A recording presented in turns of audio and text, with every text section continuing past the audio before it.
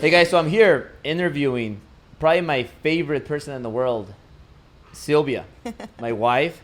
So I'm really excited. I'll blow you a kiss. I'm gonna catch it. Catch it. Make sure you put it inside your mouth. I'm not your favorite because we have Italia now, and this I said one. probably one of my favorites. So we're gonna. It's already starting a little bit controversy here to get started. I'm teasing. But my wife is a little bit. She gets a little shy when she gets interviewed. Hopefully this time it's a lot easier because she's being interviewed by me. But I want to get started, and I want to just talk about your start, babe. My start. Your start, how you got started. I know you came from Mexico, and when you got here, you didn't speak a word of English, and you had to be a mother for your first you growing up, and then that came later. But when you came here, do you remember when you came here? Share with everybody how you got started here in the U.S. Well, obviously I came here as a child and don't remember anything else other than growing up here and going here. I was 3 years old when I came here, about 3, and went to kindergarten here, went to school here. Didn't know English because my mom and grandma only knew Spanish, obviously, so I had to get to school and figure out exactly what was going on as far as people speaking to me and me having no clue what they were saying. I think that's pretty normal, I would say, at least back in the day. A lot of parents didn't really know English as Spanish-speaking Hispanic people. They come here, they want to have a better life for their kids, themselves. So yeah, I definitely didn't know a word of English. So I was the one that I'm the oldest of 5, so I taught my brothers and my sisters how to speak English once I learned, of course. But I mean, I graduated from high school here. My only job before real estate was waitressing and bartending. So I never got to wait on him, but I was the best waitress ever. What else? Then I soon after met him. I was in a long-term relationship. No, you're kind of Going jumping forward? too fast. But like when you got started, like what people want to see is the real Sil. like not the polite, the one that has like a really low voice, like the real Sil, the one that screams, the one that slaps me. I do not the slap one that you. gets feisty, the powerful Sil. Like today, everybody sees Sil today, and they see, oh my God, this so successful woman. She drives her Rolls Royce. What is it? A Rolls Royce Dawn. That her husband got her for last Valentine's. She has this amazing family. Her life is perfect. She runs It's these not businesses. perfect, by the way. She has all this money. She's a multi-millionaire. She's a perfect wife. Everything is so perfect. But people only see that, and people don't see like the hardworking Sil. And I think the reason why you're that powerful is because of how you started. Nothing was given to you when you were a little kid here, a child. You came. I remember one time you told me about a story about how you remember seeing your dad, like when you came from Mexico, and you saw like a tall person and something, and how could you remember when you were like 2 years old or how old I were was you? actually like 1.5. My mom said. I mean, you can't remember when you were 1.5. I remember it. I actually remember. So how was it? So it's a faint memory. Porque obviamente, I don't know if you guys know, most of you hopefully know Spanish, but my grandma vivía en el rancho. So it's like in the middle of nowhere, and there was like this rock fence, and I remember somebody, I don't know, I can't remember his face, but he picked me up, jumped me over the fence, and he had this big dog that looked like a sheep.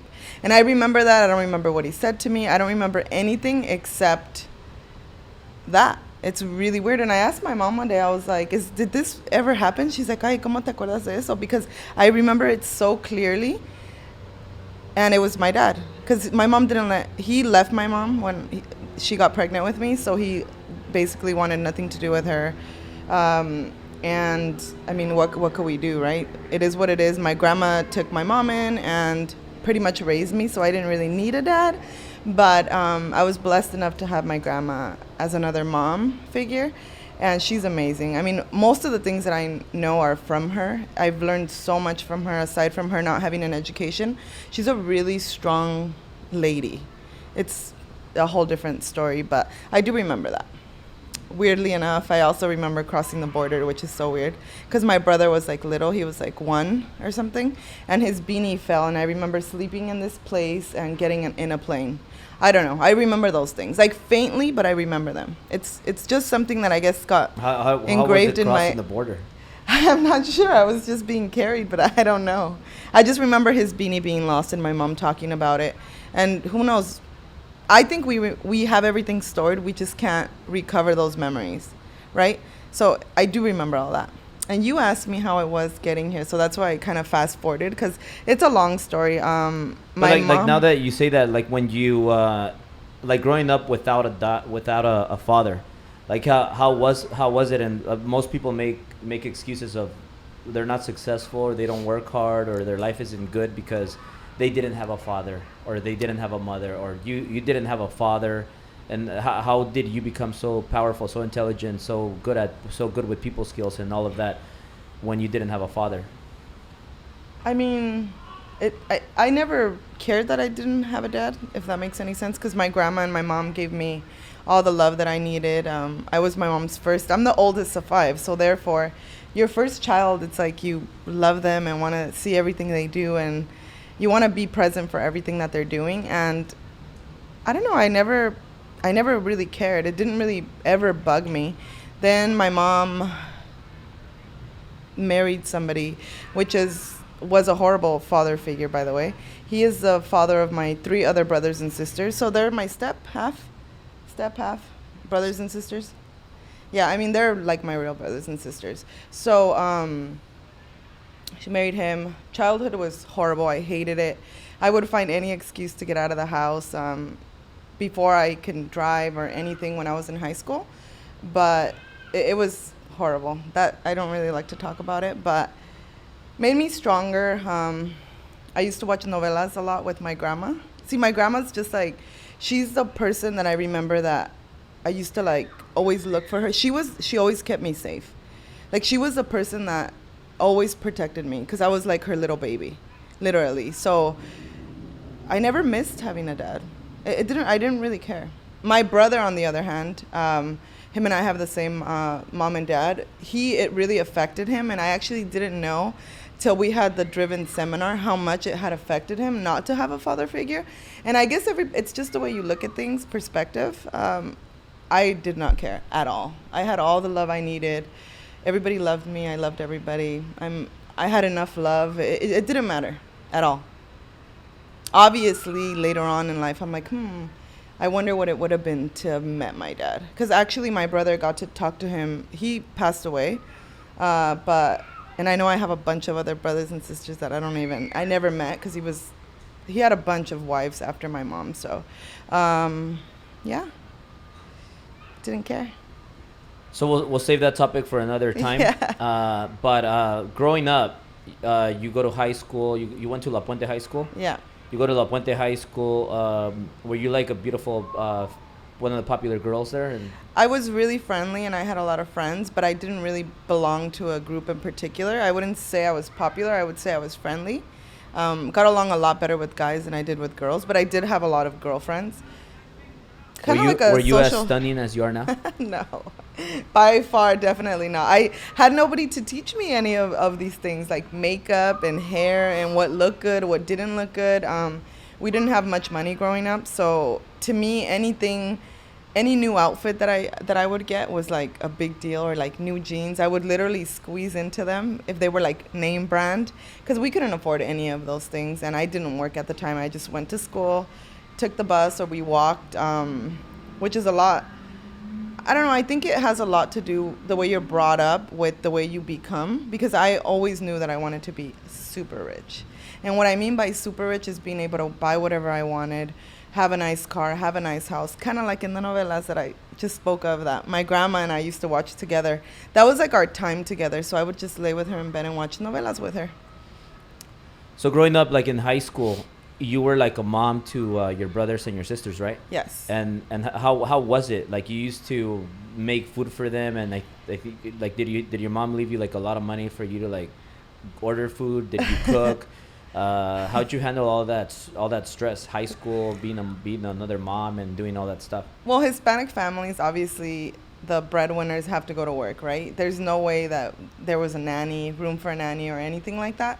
So I would stay home with my brothers and my sisters if they were sick, or summers I'm the one that took care of them, which was from the very morning up until like 5:30 when my mom would get out of work and get home.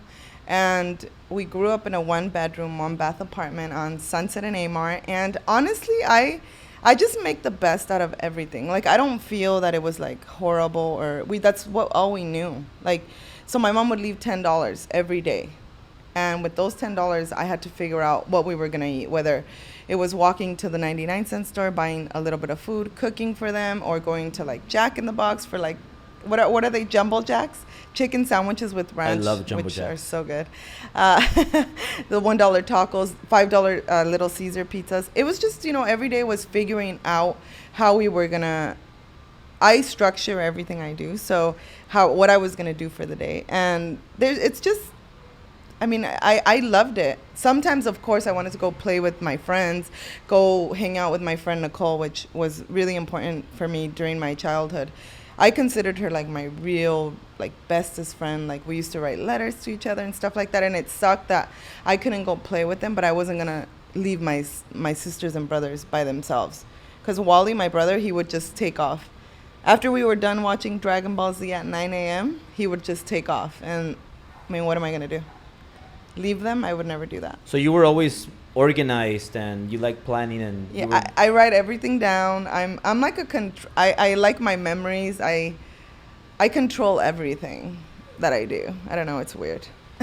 So after that, like how was it? Were you dating a lot of dudes? Not at all.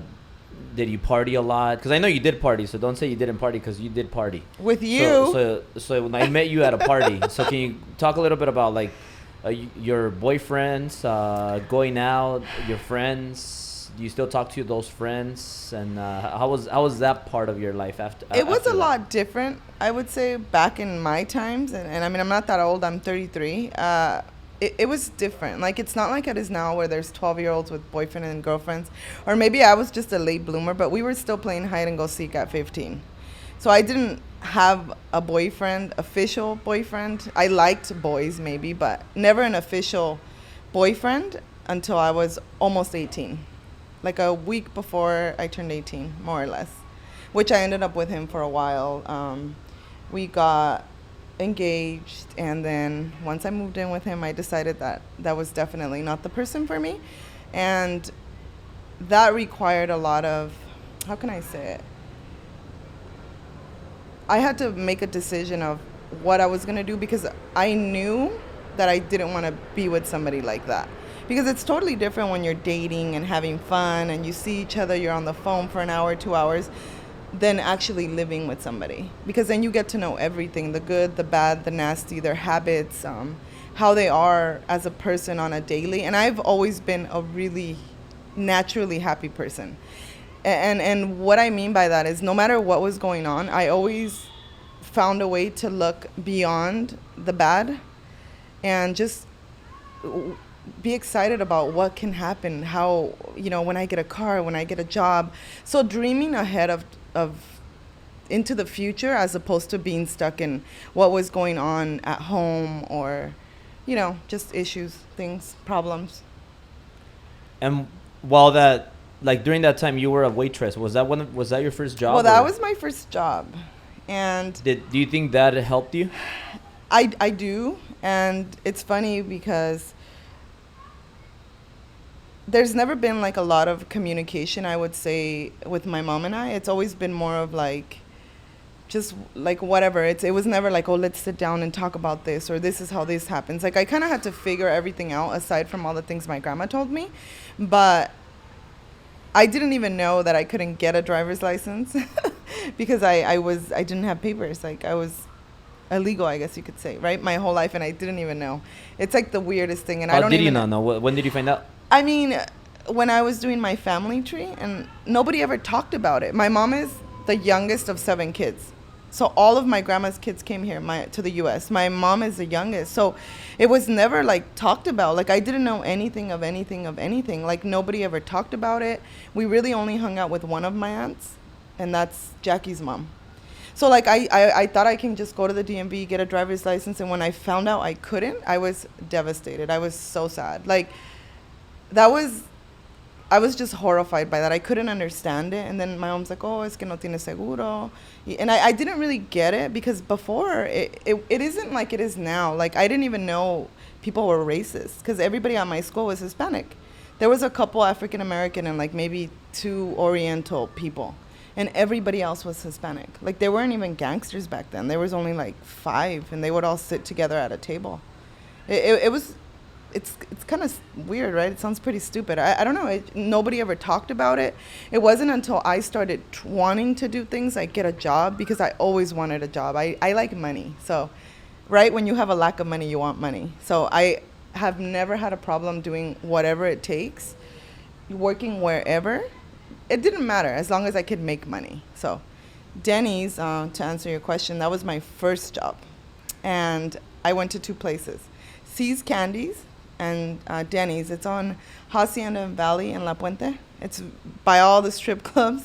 So that's where I actually ended up getting a call back. I put 2 applications, and they required a ID and a social security card. So I told my mom, what do I do? And she told me, pues tenemos que ir a agarrar un seguro. And I'm like, what? And she took me to this place, took a picture. I think it's like Alvarado Park or something like that, like by your mom's old place, yeah. And I don't know, a guy gave us a card. So you got a seguro chueco? Sí, eso exacto. It's insane, and it was so easy back then. You give them money, you give them your pictures, they come back, they give it to you, and you're done. And then I took the manager of the place, the documents. I was so scared, but I knew I had to do that. If not, how else was I going to get a job? And I made up the social security number with my favorite numbers. There you go, guys. If you guys ever... I don't think it's that easy numbers anymore. I'm sure it's a lot harder. It a bit more difficult. Yeah. So you got your... so you come from Mexico. You don't speak English, obviously. You remember when you were 1.5, how you were on the plane, on the border. You remember your dad that passed away. Then you grow up and you're like a mom figure to your brothers and sisters. They were like my kids. They were like your kids. Your mom leaves you $10 and you create food for all of them with $10. Yep. You organize, you plan all that, and then you get a fake social, you get a job. Yeah. You start waitressing. Is that what got you the people skills that you have today?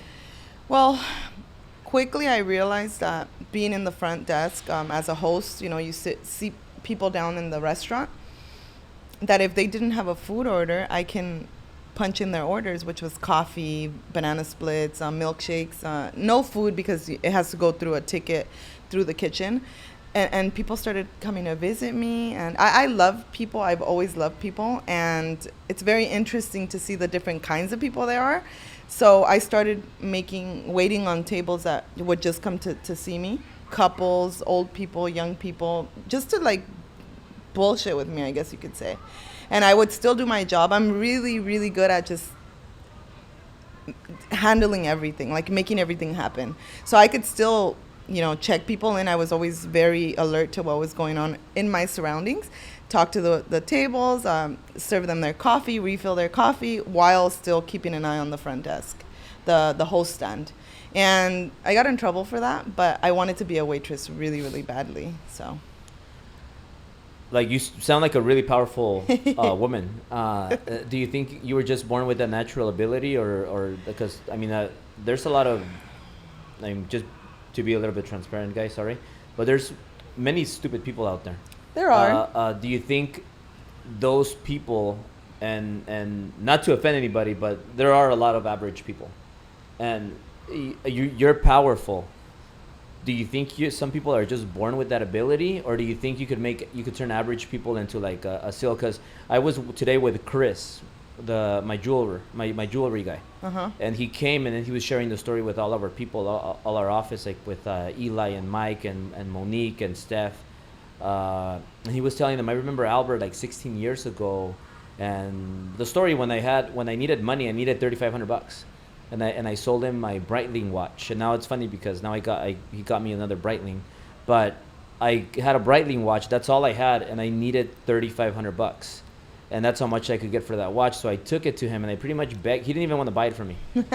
I begged him. He cut me. I don't know if you remember this. Do you remember this? I sold that watch for $3,500. So I needed $3,500, and I got those 300, and I ran to the bank, and I cashed the check, and I got those $3,500, and it allowed me to survive another week. And it was just, but I was like, man, I gotta create money. I gotta have those people skills. I gotta close this guy to buy it, to get this money, and to survive, to get caught up with all my payments, and try to make another sale, to keep going. And most people give up. Most people quit.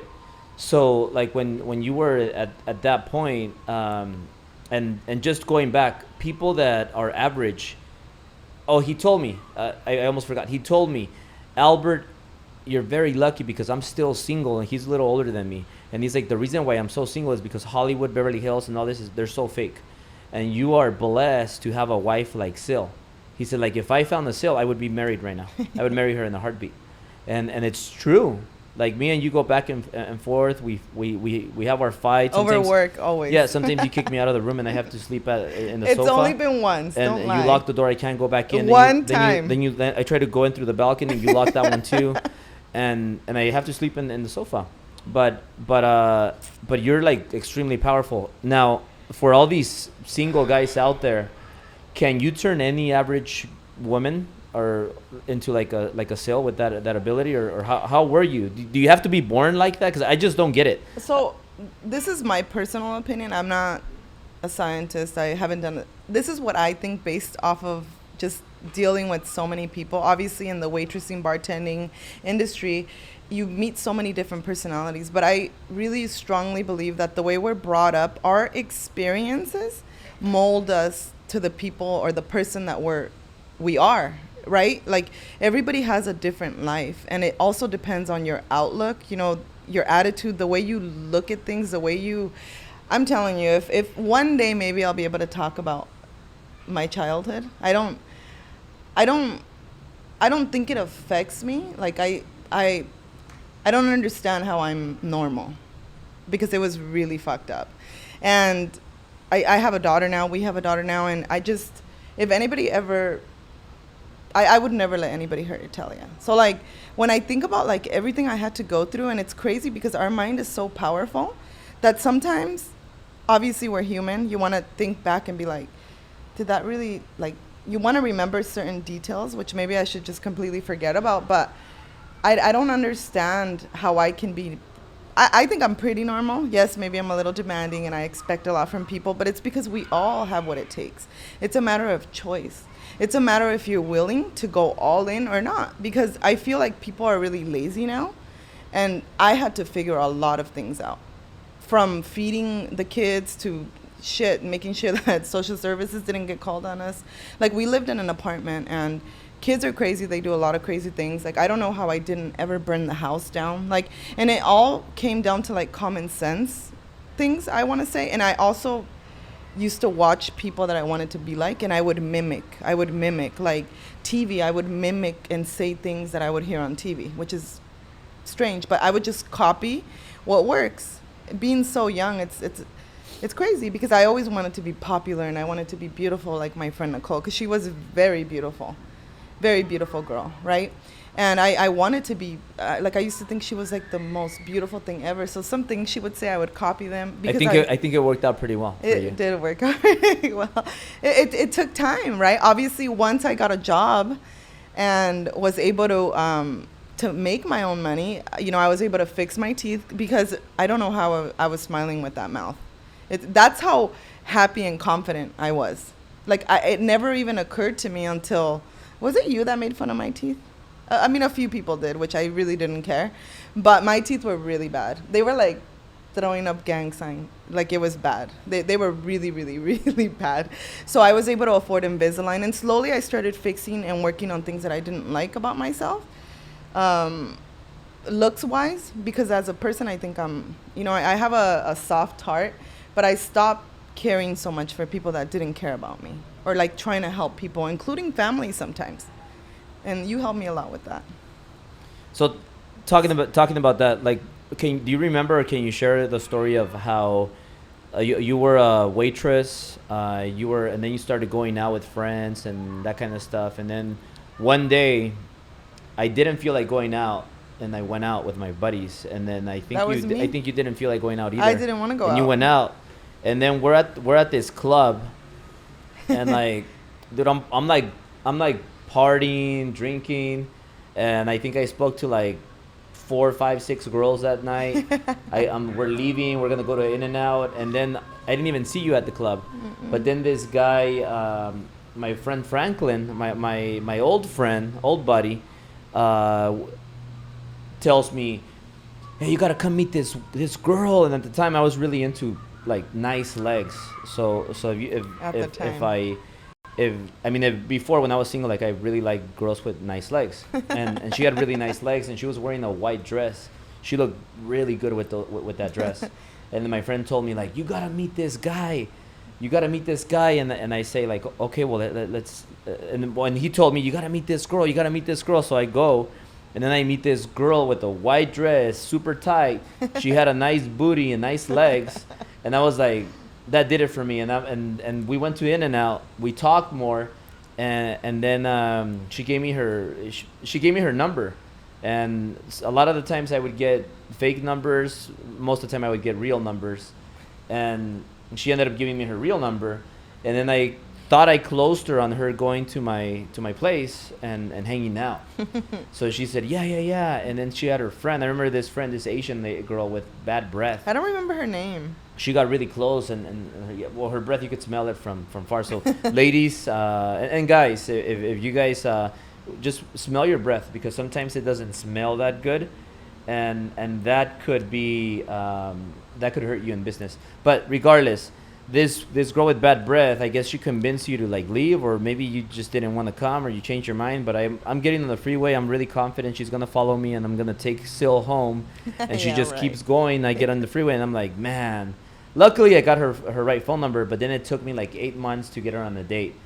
And but how was that night? Like, what was your thoughts on when you I met me? didn't want to go out because Like when you met me, did you think I was like good looking, when I met you, or did you think I was like I mean, I thought you were cute, but I wasn't really Like, just cute? looking. I wasn't really looking for. Did you think I was smart? No, because we didn't really talk that much. But So why'd you give me your number? I don't know. That's the weird part. So I had been probably single for a couple of, not that long, right before my 21st birthday, which is when I started going out. I wasn't really a party animal. I'm more like chill. Like, yes, I like to have a good time. The most I ever partied was when I actually went out with you, because you were crazy, super crazy, very crazy. But anyway, I remember his friend, this Asian guy was like, you have to meet my friend, you have to meet my friend. And I was like, oh, God. Because guys, really, some guys really bug. And I would just give fake numbers out. And I would give my whole number. I always cover all my angles. My whole number and change the last one. And with him, I didn't do that. I don't know why. It's the weirdest thing. And I just remember we drove off. We were supposed to follow him, which was never the plan. But we take off, go back home. I get dropped off, whatever. And I don't know. He kept calling and calling and calling and calling and calling and calling. I never met anybody more persistent than him, because guys will eventually stop calling. If you stop, they get discouraged quickly, because girls play hard to get, right? And a lot of the times they just want to have fun and be out and not be bugged and touched and grinded on when we just want to have a good time. And a lot of guys, I feel like they're so like imposing, like they just want to like touch you and grab you. I'm like, don't. Like, I've never been like that. It's like annoying. But yeah, one day I finally went on a date with him. Remember, you met my sisters? They had to get permission from him. Yeah. Well, but how were your legs so perfect? Did you work out your legs a lot, or I used to just run. That's the only way I can get out of my house. Run. So I would go run around the school, the park. Talk about your running days. I would just run. Throw on a little, what are they, the little iPad things? AirPods? iPods, the little tiny ones that you clip on. I had one of those, and I would load music on there and just run. That's all I did. Run, because I didn't know how to work out. I would do like broom workouts from magazines Yeah. and home workouts. Yeah. But when you're younger, you don't have to worry about those things. Cause For some reason, I thought you were engaged when the time we went out. No. The time when I met you at the club. We were Weren't you already engaged? broken up, I think. I think we were I broken think you were up. engaged. Maybe. I don't know. Maybe you were going through a fight. Always. Well, I don't know. Like I don't know. Like that that's was why actually always. Fights always. So, you know, you break up, you get back together. So it you was a break up, toxic relationship. Very toxic. Very toxic. That's why I decided to get out. So I saved as much money as possible, and then I had an exit plan. And I got out. Yeah. Well, from what I heard from that guy, he was lost. Toxic guy, bad guy. Cuckoo in the head. Little bit. But that's why it's good to live with the person, because then you could decide if that's the kind of life you want or not. And then you were super cool. I remember telling all my friends, he's amazing. He's just like me. When I actually went out with you, I was like, he's the coolest guy ever. We're very similar. Obviously, he has things that I don't have. But together, we're like almost perfect, I want to say. Because I think we have a great relationship. Of course, like anybody else, we fight sometimes. Normal, I'm sure. Everybody fights once in a while. But our discussions are mostly over work, getting out of the office because we can never get out. But yeah. So after we met, actually, because I've always been a big picture girl, and this is a true story. I have a box full of SIM cards. When I tell Danny and my marketing team, they're like, what the hell, Sil? I literally have probably a picture for every single day of my life from the time I was 21 till now. It's crazy because I love pictures. And when I met him, it's like all of our pictures moving forward are with him. All my pictures are with him, which is kind of cute. I'd like to look through all those SIM cards soon. So can you talk a little bit about like when we go on our first? How was the first day? Do you remember that? It was fun. I remember what I was wearing. I was wearing a brown dress, brown shoes. He took me to eat sushi. I told him I hated sushi. He told me to try it again. You fed me wasabi sauce. Remember that? I don't even know why I went out with him after that. Seriously, you almost killed me. I don't know any other girl that would have went out with me. Well, I had my closing techniques when I used to go out on dates with girls. Like I used to always invite them over to my house to check out my dog Casper. Was that what did it, or how did I convince you to like go to my pad? Because you said we were gonna play pool, and I loved pool. So it was a combination of pool and meeting my dog. Exactly. But and obviously, you were cool. But obviously, if I wasn't cool, you would have not gone home with me, right? Of course not. I never went home with anybody. You were just cool. I liked you. What if I was like really ugly, Babe, but cool? Why would I go out with you if you were really ugly? He was a little bit fat when I met him. So you do have to be kind of cute and cool. Mm-hmm. But you don't have to be like the best looking guy. You just have to be cool. So once we started going out, like how was our days? Because a lot of people don't believe me, how crazy I was. Like we used to have a lot of fun, right? We used to party pretty good. A lot of fun. There's things that we can't talk about, but a lot.